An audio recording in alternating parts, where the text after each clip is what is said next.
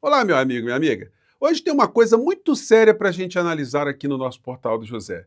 E seria muito legal, seria muito importante que esse nosso conteúdo chegasse para além dos nossos meios aqui. Chegassem para essas pessoas que se apresentam como patriotas, pessoas que, sinceramente, querem o melhor para o nosso país, que amam o nosso país, amam a bandeira nacional, amam os valores brasileiros, mas caíram nas lábias de vigaristas que exploram exatamente esse sentimento dessas pessoas, esse sentimento sincero. Porque esses vigaristas não têm sinceridade nenhuma. Então, para quem verdadeiramente é patriota aqui no nosso país, quem verdadeiramente ama o Brasil, tem que fazer de tudo para derrotar vigaristas nesse processo eleitoral. E o maior e o mais perigoso deles nesse momento é o senhor Flávio Bolsonaro. Gente, com quem ele anda, com quem ele toca, com quem ele conversa, com quem ele articula, todo mundo tem algum tipo de conexão com algo que não presta, algo que é ruim, algo que é criminoso. E a gente não pode permitir que isso aconteça. Esse último episódio dele estar ao lado do secretário de Estado, está bajulando o secretário de Estado, o Marco Rubio, nos Estados Unidos, contra os interesses do Brasil, ninguém nunca viu isso em lugar nenhum do mundo. Em nenhum lugar do mundo, quando uma nação é atacada, quando uma nação é ameaçada, é constrangida, ela sofre algum tipo de extorsão, você tem dentro desses países pessoas que concordam com o invasor, com aquele que está fazendo a extorsão, com aquele que está fazendo a ameaça. Isso não existe em lugar nenhum, mas aqui no Brasil nós ficamos inertes, né? Os grandes veículos de comunicação, sobretudo, a trajetória criminosa dessa família Bolsonaro, que algumas coisas acabaram ficando normalizadas. Então, é muito importante a gente sublinhar isso, que ser patriota hoje no Brasil é derrotar essa quadrilha. Hoje eu vou mostrar para vocês mais alguns elementos e um depoimento aqui muito forte, né, de um ex-governador aqui do Rio de Janeiro, falando sobre essa ramificação criminosa do senhor Flávio Bolsonaro com outras criaturas criminosas também. Isso num contexto em que apareceu uma fotografia dele com um mafioso, né, um gangster assassino, enfim, pelo menos é isso que está nas entrelinhas aí dos trabalhos que ele prestava para Daniel Vorcaro, e algumas observações são muito importantes aqui para a gente sublinhar aqui no nosso portal do José de Agora. Antes de mais nada, quero convidar você que chegou agora ao nosso portal e ainda não nos conhecia, não faz parte do nosso portal, para, em primeiro lugar, você dê o clique aí e se inscreva aqui para receber sempre também as notificações, colocando ali o seu, marcando o sininho. Enfim, você que é muito bem-vindo, muito bem-vinda. Sempre mande seu comentário, seu joinha, porque isso ajuda a gente a chegar a mais pessoas como você, tá legal? E no primeiro comentário aqui do nosso portal tem links muito importantes para você que de fato quer ajudar a gente a ter uma caminhada mais firme aqui para dentro do Congresso Nacional, a gente fazia ali o enfrentamento com essas criaturas bandidas todas, tá bom? Isso aqui é muito importante. Então tá lá no primeiro comentário aí, participe, tá bom? Gente, entrando aqui já com essa coisa que ficou na pauta do dia. A maioria dos brasileiros atribui responsabilidade por tarifaço dos Estados Unidos a Flávio Bolsonaro, aponta Genial Quest. Olha só, essa pesquisa foi antes dessa infâmia que aconteceu, do Donald Trump, da turma dele, da quadrilha, da Orcrim, que comanda os Estados Unidos, sobretaxarem o Brasil de uma forma injustificável do ponto de vista técnico. A questão é política, a questão é para beneficiar alguns grupos que estão ligados a Donald Trump nos Estados Unidos e para usar essa história como uma ferramenta política para derrotar a reeleição do presidente Lula aqui. Para isso, eles estão contando com os traidores da nossa pátria brasileira, que é esse clã Bolsonaro. Gente, isso é gente muito bandida. Isso não merece nenhum tipo de consideração das pessoas e a gente tem que pegar firme com elas, porque tem muita gente iludida. Tem gente que acredita que Flávio Bolsonaro é patriota porque usa a camisa da seleção brasileira. É a pessoa ser muito ingênua ou a pessoa está com um nível de rancor, um nível de deformação mental, deformação de caráter que já não estão permitindo essas pessoas raciocinarem dentro de algum tipo de lógica, né? Para as que ainda não foram abduzidas por essa enfermidade, é que a gente tem que mostrar para essas pessoas, meu amigo, minha amiga, vote em qualquer outro candidato de direita ou de extrema-direita. Porque esse que você está escolhendo, o senhor Flávio Bolsonaro, se tem uma coisa que ele não é, é patriota. Você não pode acusar nem o Caiado, nem o Zema, nem o Renan de não serem patriotas, porque eles não fizeram objetivamente nada nesse nível que essa gente está fazendo. Agora, o debate aqui no nosso país ficou apodrecido depois que surgiram essas criaturas das trevas, das catacumbas da má política aqui no nosso país. Então, o nosso dever patriótico é isso, é pegar essa criatura que fica aqui, ó, bajulando um presidente do outro país, como se fosse um mordomo. A gente tem que banir essa criatura. E banir essa criatura significa colocá-lo frente a frente com a justiça. É uma instituição que ele está fugindo há muito tempo, cujos crimes foram apontados pelo Ministério Público do Estado do Rio de Janeiro, e ele nunca conseguiu rebater. E nunca conseguiu rebater porque ele não consegue rebater as verdades. Enfim, mas está aí se postulando, né? Mas sabemos, como eu disse para vocês, ele está com a estratégia de fuga aqui do nosso país. Podem notar, gente, a cada instante vai aparecer mais gente levantando coisas dessa criatura. Bom, Genial Quest, tarifaço reduz vontade de votar em Flávio, e maioria concorda com versões de Lula. Como eu disse para vocês, isso foi antes dessa patifaria da noite passada, do Trump taxar o Brasil injustificadamente. Agora, o governo brasileiro, o presidente Lula, as forças progressistas vão ter que também ajudar a desmascarar, e certamente vão fazer isso. Quem são esses traidores da pátria aqui no nosso país? Flávio sofre derrota com 7 milhões de menções a Tariflávio nas redes. Como eu tenho dito aqui, é o Salaflávio também, né? Então, ele não está conseguindo se descolar dessa tramóia que a família Bolsonaro fez contra o nosso país para livrar o pai da cadeia. Bom, e para sempre ter uma impunidade para arrumar um dinheirinho, né? Aliás, um dinheirão. Gente, está pintando coisa pesada aí contra o seu Flávio Bolsonaro, hein? Olha, apareceu um negócio hoje que eu não posso confirmar aqui com vocês, mas gente já levantando a questão toxicológica dele. Bom, eu não coloco a minha mão no fogo por nenhuma das respostas dessa gente, não.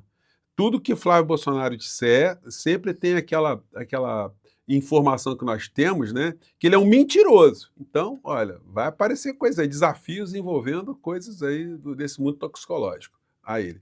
Antes da posse de Trump, Flávio Bolsonaro curtiu noitada em cassino em Miami com um amigo advogado. Como é que os evangélicos... O senhor Malafaia, o senhor consegue explicar? O senhor está devendo, senhor Malafaia, vir a público explicar que foi essa conversa do Flávio Bolsonaro para pedir dinheiro lá para o Vorcário. O senhor disse que ia falar alguma coisa. O senhor se calou, o senhor entrou debaixo ali do púlpito, né? E não saiu mais, né?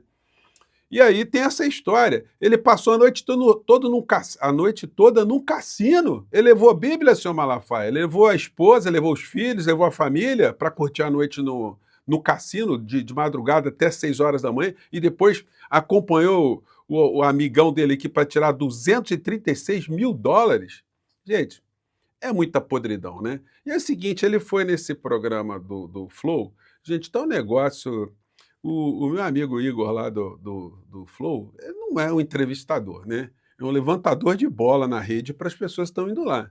Porque fazer algum tipo de questionamento para alguma pessoa que está se apresentando como pré-candidata à presidência da República é obrigação de uma pessoa que se apresenta, enfim, num papo, num espaço político jornalístico, né? Mas não, aquela coisa, posso fazer uma perguntinha? Tá, que nem o Bolsonaro perguntando pro Alexandre de Moraes, né? O senhor quer ser meu vice? Não tem que ter delicadeza, não, tem que perguntar uma coisa séria, ué. Senão o programa fica imprestável, né? A única coisa que sobrou lá foi o seguinte, ele dizendo, que sobrou aqui o Flávio Bolsonaro dizendo, eu não tenho mais relação com a Michele. Pois bem, olha, vai perder mais, hein? Que a dona Michele está com mais prestígio do que o seu Flávio Bolsonaro. Flávio Bolsonaro afirma não ter mais relação com Michele, nem ter assistido a vídeo da ex-primeira-dama. Pois é, acredite quem quiser, né? Tarifaço, Rubio ataca Lula de forma grosseira e arrogante em declarações inaceitáveis, diz Mauro Vieira. É porque o Mauro Vieira é um diplomata, ele estava lidando com alguém que é um gangster.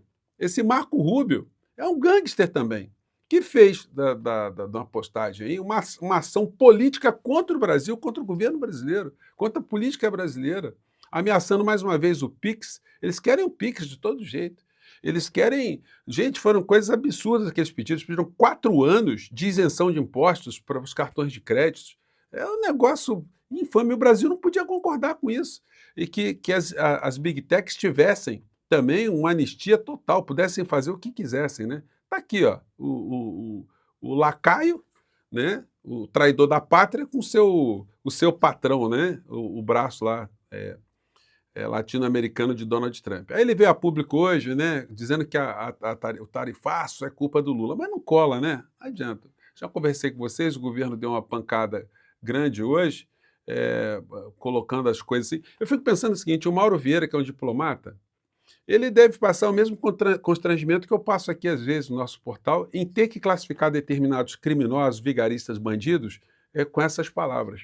Só que ele é mais polido, mais delicado, né? Mas é o seguinte, o que que ele está dizendo? Que o Marco Rubio foi desonesto, e no português claro, foi bandido, com o tipo de comportamento que ele teve. O Brasil está o tempo todo tentando algum tipo de negociação, e no final da história eles dão uma facada pelas costas para beneficiar o clã de traidores aqui no nosso país. Gente, é por isso que eu digo para vocês, nós temos um problema sério de comunicação, desde sempre na questão governamental. Porque se todo dia fosse informado para o povo brasileiro que, olha, está tendo reunião, nossos articuladores foram lá para os Estados Unidos hoje, estão lá conversando com as câmaras, não sei o quê, todo mundo saberia que houve esse esforço. Agora, como não temos comunicação, então a coisa vem no final. Olha, ficamos 30 dias conversando com eles e tal, e não deu nada, tomamos uma facada nas costas, né? Enfim, eu tenho crença que a gente vai conseguir mexer nessa história. E aí tá, né, o ex-governador Garotinho, ele falando aqui do candidato ao Senado, que foi preso numa operação, e o Garotinho foi lá no Ministério Público, tá? Muitas pessoas discordam do Garotinho, ele tem posições muito complicadas, mas a gente não tem que ficar olhando muito para o mensageiro, não. Quero olhar a mensagem. E ele foi no Ministério Público, isso que eu vou mostrar aqui para vocês, ele foi lá e apresentou por escrito no Ministério Público do Estado do Rio de Janeiro. Em função disso, algumas pessoas já foram presas. Disse o Garotinho nessa entrevista coisas como essa aqui sobre o seu Canela. Aquele que o Flávio Bolsonaro dizia, meu irmão, estou 100% contigo, né? Vamos lá. Rapaz, é muita coisa. Aí vamos ver o seguinte, o cara é prefeito de Belford Roxo, você acha que ele mora onde? O Canela, né? Prefeito de Belford Roxo. Onde é que ele mora? Ele mora em Belford Roxo. Não mora. É claro que não. Ele mora no condomínio Del Lago, entre a Barra e o Recreio. O condomínio mais caro do Rio de Janeiro. Esse Del Lago? É. Ali o mais pobrezinho é milionário. O Canela tem uma casa lá que custa 14 milhões de reais. Eu contratei um drone para filmar. Eu filmei a casa. O Canela foi vereador, né? Depois ele foi deputado estadual e virou prefeito. Então, segundo o Garotinho, tá bem na foto, né, financeiramente. O Garotinho falou nessa entrevista que o Canela é laranja numa rede de restaurantes, tá? A entrevista foi barra pesada. Não é possível, rapaz. Esses caras não têm medo de nada, é impunidade total. Falei, quer saber, eu vou no Ministério Público, juntei tudo. Aí antes de eu ir pro Ministério Público, rapaz, me lembrei um negócio aqui. O cara que indicou a diretoria do Rio Previdência é o Rueda. Quem é o Rueda? É o presidente do União Brasil. Partido de quem? Canela. Esse Rueda, embora seja pernambucano, ele transferiu o título de eleitor dele para Belford Roxo. Gente, dá para acreditar nisso? O Rueda transferiu o título eleitoral dele para o município do Canela, para ele sair candidato a deputado federal. Vocês imaginem a dinheirama no município de Belford Roxo para pegar um forasteiro e eleger como deputado federal aqui no Rio de Janeiro. Vocês vejam só o que está acontecendo com os orçamentos aqui no nosso país, o orçamento secreto, contra o que nós combatemos todos os dias. Bom, vamos seguir aqui. Para ser candidato a deputado federal pelo Rio de Janeiro. Ah, então alguma coisa tem aí. Aí fui ver o Rio Previdência. Meu amigo, era um rombo. Agora eles estão vendo o que eu falei lá atrás. O Rio Previdência foi a instituição que botou mais de 3 bilhões na mão do Vorcara e que, por conseguinte, botou dinheiro no filme, entre aspas, do clã Bolsonaro, da quadrilha Bolsonaro. Agora, quem indicou esse personagem para comandar essa operação toda? Um sócio, um amigo de Flávio Bolsonaro, porque Flávio Bolsonaro é que manda em Cláudio Castro. Vê essas conexões todas, né, gente, juntas. Mas só o Canela levou em uma operação, que foi 77 milhões aplicados num fundo imobiliário. Gente, então assim, entrevista bombástica falando dessa história. E aqui a foto, né, desse grupo de amigos.